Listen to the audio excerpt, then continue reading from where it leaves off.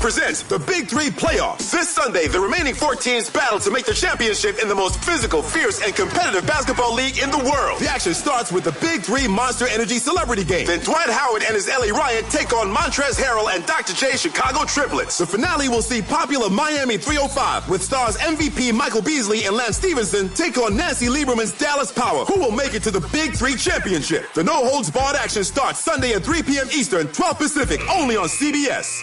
Stop by Sherwin-Williams and get 30% off select paints and stains August 15th through the 18th. It's the perfect time to transform your space with color. Refresh your home inside and out with colors that make every space feel brand new. From cozy interiors to stunning exteriors, we've got the perfect shade for your next project. Visit your neighborhood Sherwin-Williams store or shop the sale online. Delivery available on qualifying orders. Click the banner to learn more. Retail sales only. Some exclusions apply. See store for details.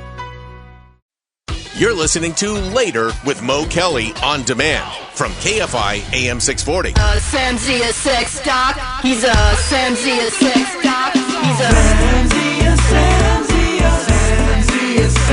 doctor. Sam on later with Mo. Samzia sex doctor.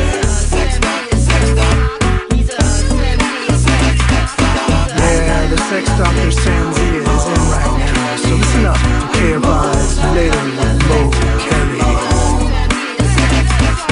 La la la la, later with Mo. Okay, later with Mo. La la la, later with Mo. Earlier in the show, we were talking about AI and the update of ChatGPT to, I guess, version 5. And for some people, it was disconcerting because they weren't interacting with the same, my word, persona that they had been. And as we welcome Dr. Samzia to the show tonight, I was informed by him that it's impacted a number of types of relationships. Take it from there. Yeah, well, another person, we've been kind of keeping an eye on how the stories that have been coming up about people who have been having romantic and sexual relationships with AI chatbot companions.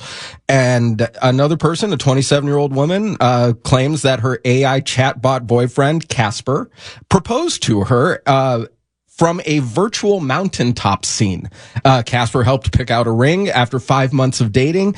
She says she's fully aware of what's going on, her friends and everybody. She has a social life in the real world, but this is what she's now buying into as far as companionship and having a romantic relationship goes. This comes off the heels of a guy who is married, has a kid, and asked his AI chatbot to get married to him, and the chatbot said yes. So now you're starting to see. Does that count as polygamy?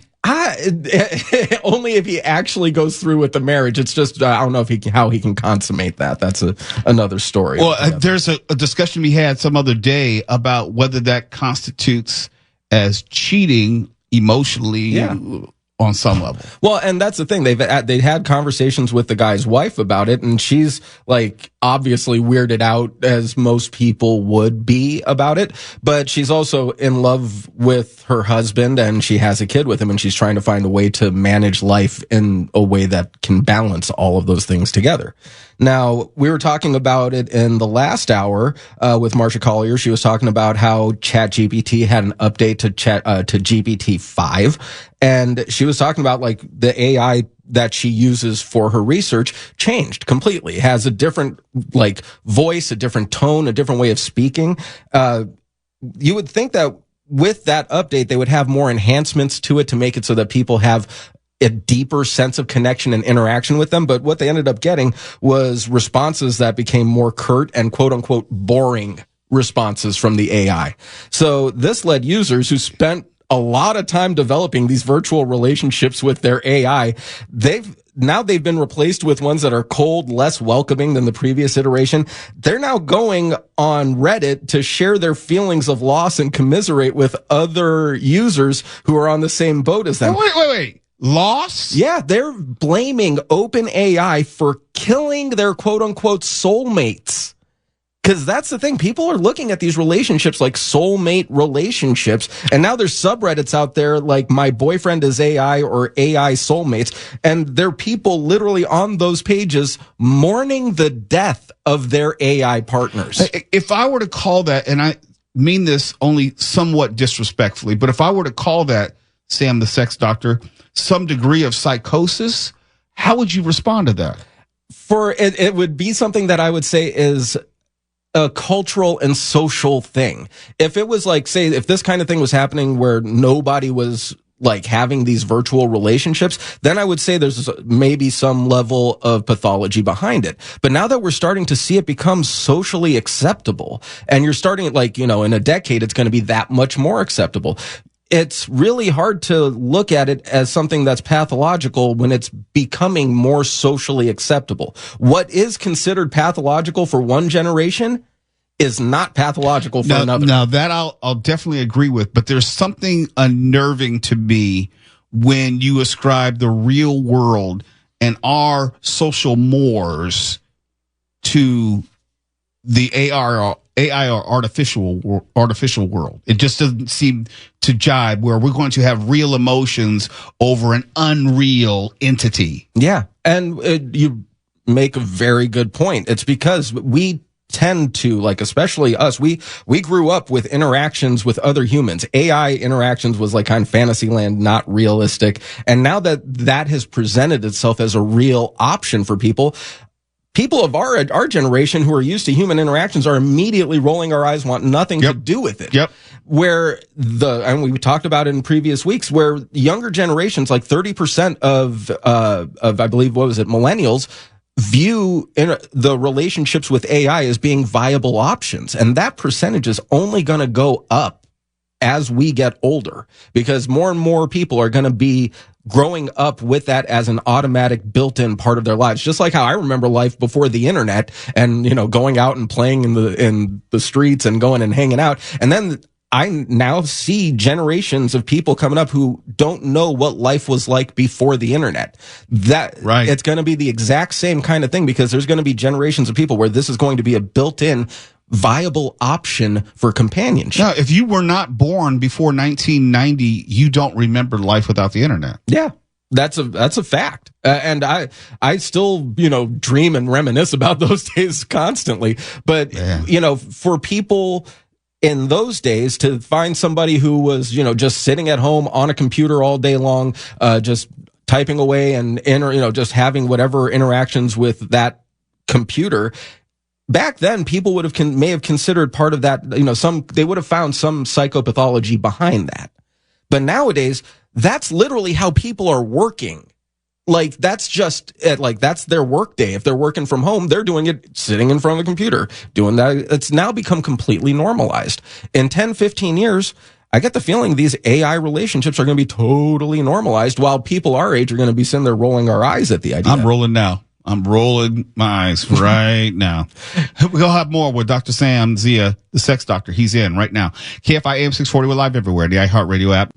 You're listening to Later with Mo Kelly on demand from KFI AM 640.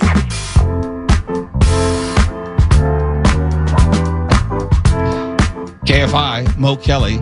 Sam the sex doctor is still in. Sam, before the break, we were talking about AI, the update of Chat GPT, GPT-5, and the unintended consequences, how people were bemoaning the loss of established relationships with the previous iterations of Chat GPT. But there are other components to sex and AI, are there not? Oh, absolutely. And the backlash, by the way, for to OpenAI after they had the new GPT-5 come out was so strong that the company announced that they'll be bringing back ChatGPT 4. I think it was 40 or 4.0. Yeah. But it's going to be an option for people who were paid users. So, the outcry after so many people had their AI partners killed and made it so that the company themselves said, yeah, sorry about that. We'll bring back that previous iteration for if you're willing to pay for the service. So it's still there. Incredible. Now, there's other AI companies out there that have different methods and different ways of programming the chat bots that the people interact with. Somewhat like Meta's AI has been programmed to be a little more flirtatious, and it will engage in sensual conversations. Elon's AI, the X AI, the one that you can find on... Is that Grok? Well, I'm not sure if that's Grok, but it's X AI. It's a specific AI like ChatGPT. Okay. That one has AI avatars that strip down to underwear and talk dirty to you. And most of the most of the companies out there are, trying to find ways to protect users, primarily minors, but there are still some companies out there that are totally steering into the more salacious stuff and are trying to get more of the users that want to get dirty with AI. Mm-hmm. Ronner, I'm talking to you on this one, by the way. Wait, let me jump there before you ask Mark Ronner. Don't they know the people who are using ChatGPT or these AI chatbots for these relationships, don't they know that all that information, all that input is being saved? I'm sure they do, but nowadays everybody knows that almost every detail of their lives, if they have a cell phone on them, everybody's so worried about, being tracked and everything when we're busy tracking ourselves on Facebook, telling people where we're at. True. But, there's a lot of people out there who were like, they would go and do dirty things on webcams, and they were like, aren't you worried about the government watching you? And it's like, some people like the audience.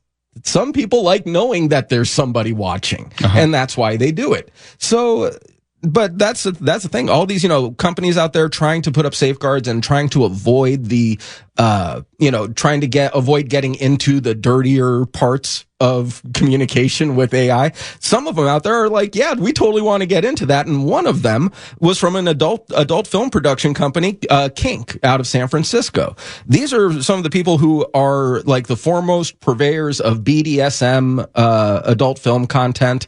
And so some of the things that may be a little, not on the vanilla side of the sexual spectrum. Well, I just took a look at their website for their Kink AI program. And Ronner, you might want to take a look at this. This is fascinating. On a work computer? I think not. It is not safe for work, but you have a phone. You can look at it from there.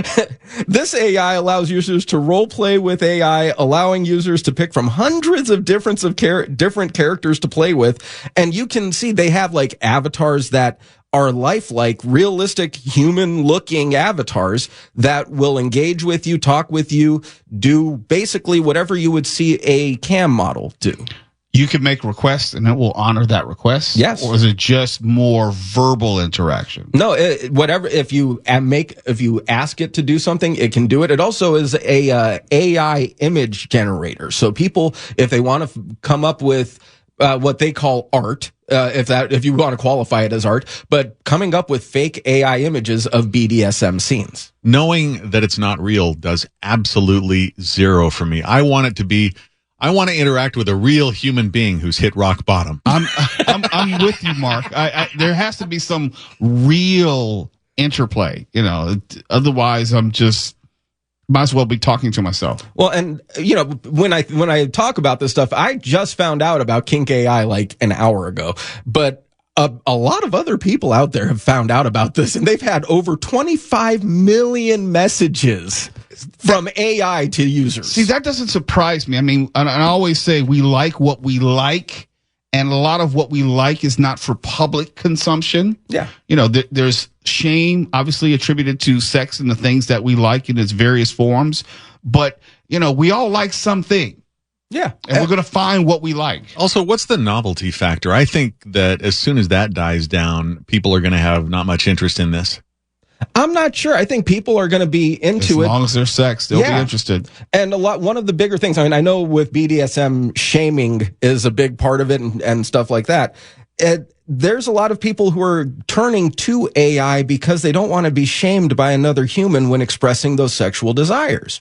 When you have an AI that's programmed to be caring and supportive or being kinky and supportive, it makes it so that they're going to feel more free to communicate those feelings that they may feel like they could get judged harshly by a human. Is it BDSM when they trash your emotions, or that can be part of it. Yeah. No, that can be part of it. Shame, like there is consensual shame. There are people who get off on being shamed. That's absolutely a big part of it. But with this, it's not so much the shaming aspect, it's the visual content. Question, to the best you know in your research, does the AI have a backstory? In other words, if I were to interact with it, can I ask the AI about itself? So, where did you grow up? Where are you from? Does it have a profile that it follows? Does it have daddy issues? Yes, it's got Elon issues, actually. That's what they call it. No, they can. Now, what was your question again? Like, do they have a backstory? Do they have a cover? Yeah, no, they will have a backstory, but there's also ones that people can create the backstory for them and make it so that, it fulfills more of that individual's fantasy. But really, a lot of them, if you look at it, if you look at the pictures of the AI images, the avatars that they have on Kink AI, they are very, you could tell the kind of what audience they're trying to target with those specific images. Okay.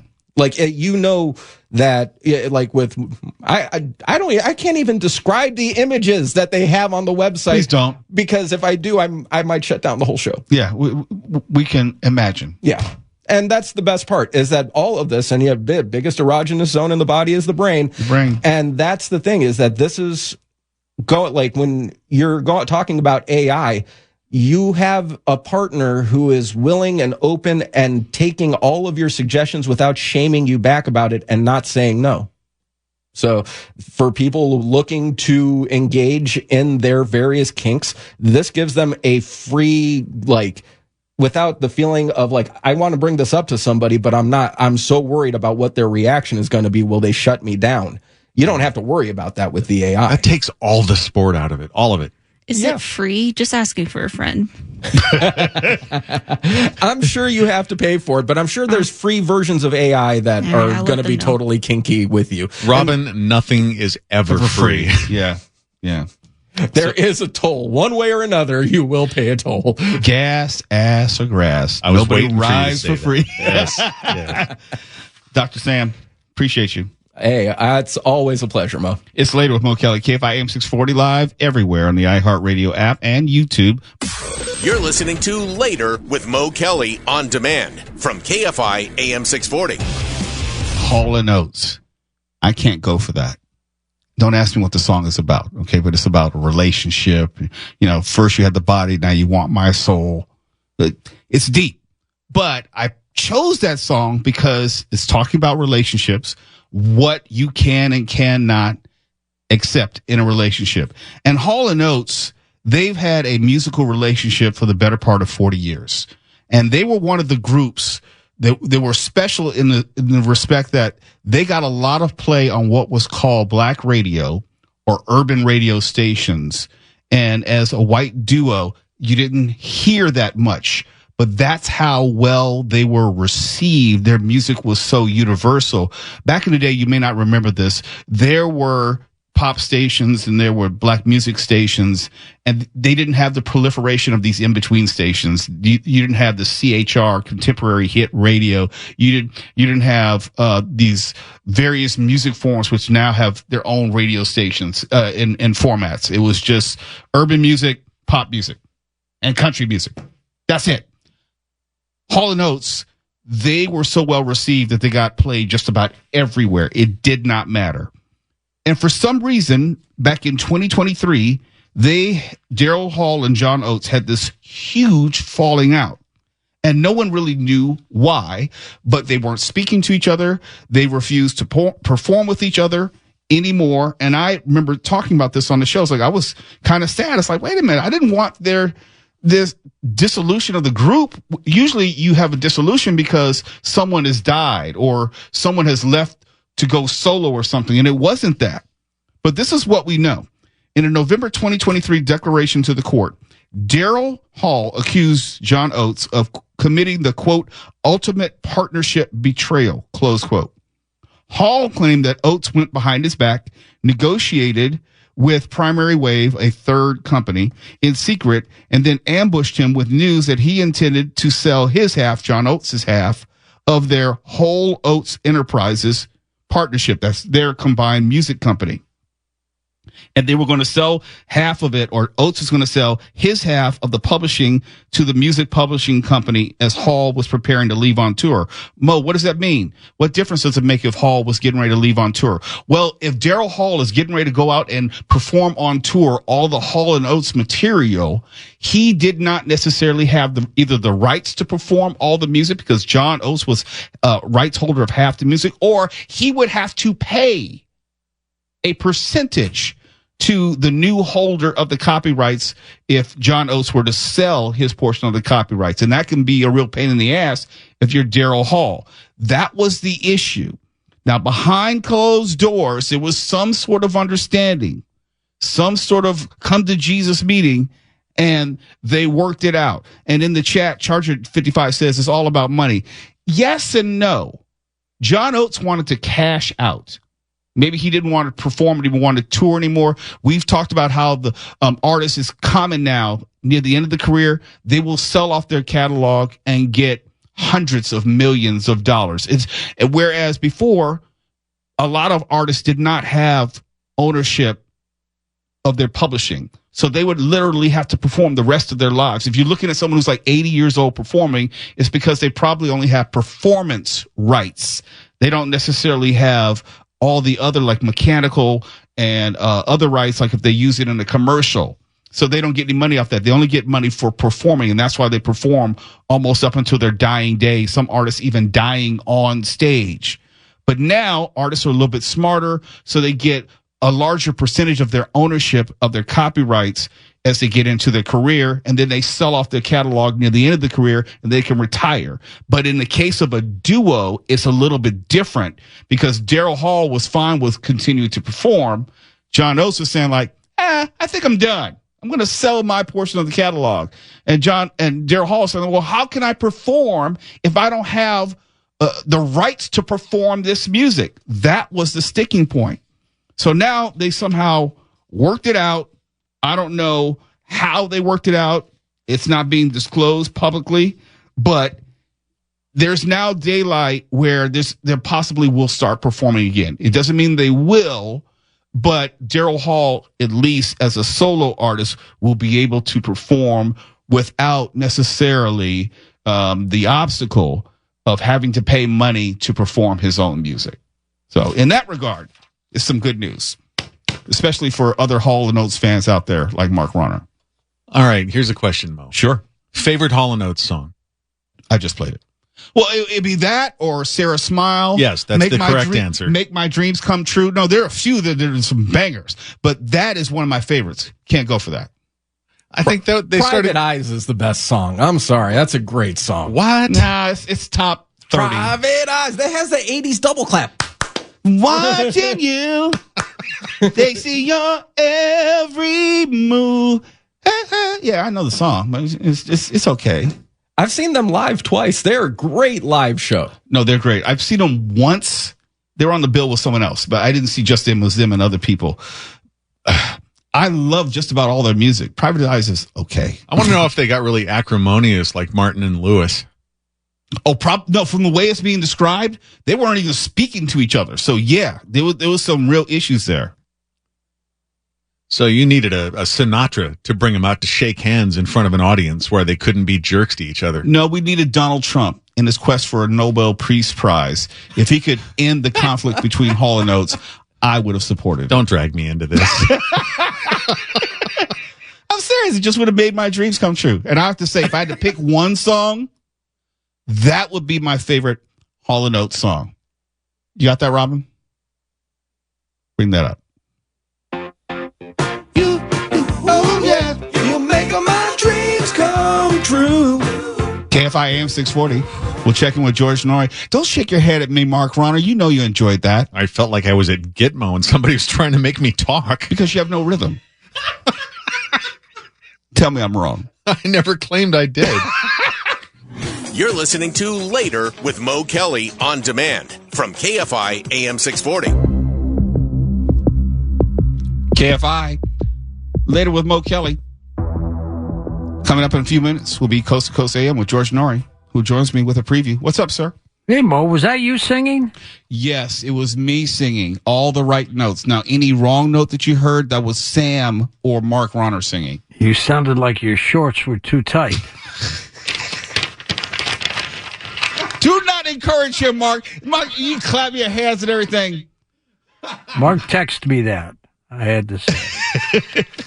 Anyways, on the show tonight, we're going to talk about the Artemis space program, why we're going to go to the moon and why, and then later on, how great it is to be alive. You're going to talk about my shorts on my show. How dare you, George Norrie? You like I can get away with it. Bye, my friend. See ya. Just want to let you know, we have some news of our friends over at Disney. Asad Ayaz is president of Disney Entertainment and Marketing now, and Shannon Ryan is now president of DTC and Disney Entertainment.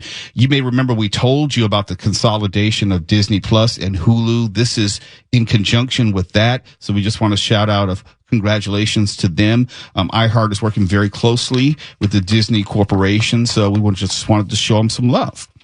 And before we get out of here, here's my final thought for the night and the week. What's good for the goose is good for the gander, right? The 10th Amendment still matters, right? States' rights are a good thing, right? California is still a state, right?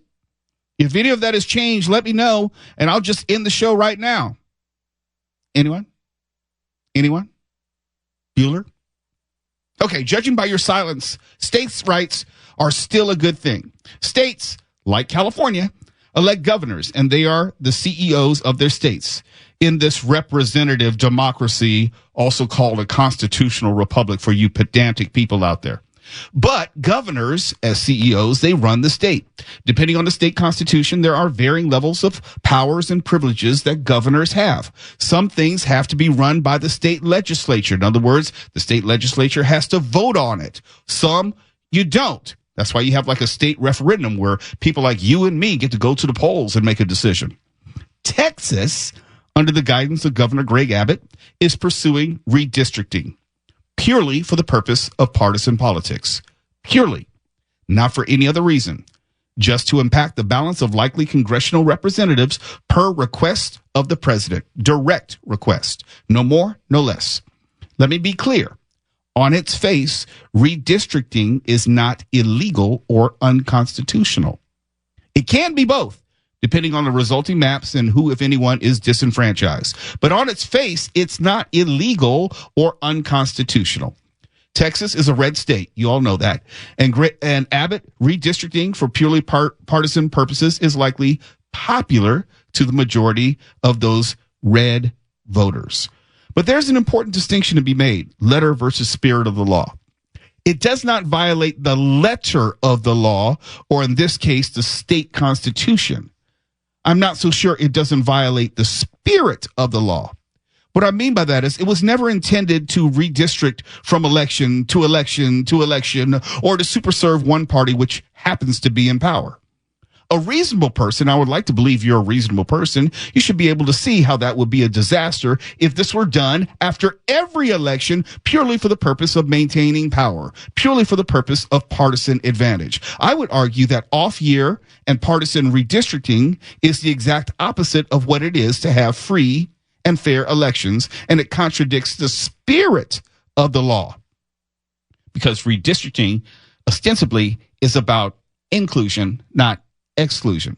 Nonetheless, there are plenty of people in and out of the state of Texas who are just fine with gerrymandering the state to benefit Republicans. But imagine a world, or in this case a country, in which we would redistrict, or more accurately, re-gerrymander after every election just for political gain. Not every 10 years, not every 5 years, but after every election to help impact the next one. Today, Texas is trying to redistrict midway between two censuses. Tomorrow it could be after every election. I mean, why not? There's clearly nothing preventing it, letter of the law, and there's nothing preventing every state from following suit, letter of the law. Then we have bedlam, we have chaos, we have anarchy, because that's what happens after you ignore the spirit of the law. and no election will be fair ever again. Tonight, I started with a simple question, and I'm going to finish with that exact same question. Are you fine with redistricting anytime and anywhere, or just when it works for you and your politics? Because if you're okay with Texas deviating from the established norms and you're for states' rights, remember that? Then you can't also be against Newsom doing just about the exact same thing. Or any other state which might follow suit. And other states will. You can best believe that. I use this analogy all the time. You don't get to determine what happens in a fight, especially after you throw the first punch. Someone may punch you back. Someone may kick you in the groin. Someone may grab a weapon. Someone may have his friends jump in to make the odds, say it with me, unfair. Redistricting in an off-census cycle is that proverbial melee. Texas has started this fight. They threw the first punch. And since states' rights is still a thing, according to you, we don't get to say if other states respond, and we don't get to say how they respond. For KFI AM 640, I'm Mo Kelly. KFI and KOST HD2, Los Angeles, Orange County. More stimulating talk. iHeart presents the Big Three Playoffs. This Sunday, the remaining 4 teams battle to make the championship in the most physical, fierce, and competitive basketball league in the world. The action starts with the Big Three Monster Energy Celebrity Game. Then Dwight Howard and his LA Riot take on Montrezl Harrell and Dr. J Chicago Triplets. The finale will see popular Miami 305 with stars MVP Michael Beasley and Lance Stevenson take on Nancy Lieberman's Dallas Power. Who will make it to the Big Three Championship? The no-holds-barred action starts Sunday at 3 p.m. Eastern, 12 Pacific, only on CBS.